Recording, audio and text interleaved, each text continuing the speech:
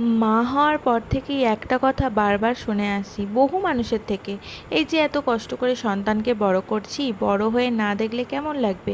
উত্তরটা তাদের দিয়েছি। আর যাদের মনে এখনও এমন প্রশ্ন আসে তাদের জন্য পোস্টটা করা। প্যারেন্টস হওয়া আমাদের চয়েস ছিল। সন্তান আমাদের তার দায়িত্ব নেওয়ার জন্য বাধ্য করেনি, আমরা স্বেচ্ছায় তার দায়িত্ব নিয়েছি। এই এক রত্তি যে নিজের নামও এখনও জানলো না, সেই দেখবে কিনা সেই নিয়ে মাথা ব্যথা কেন?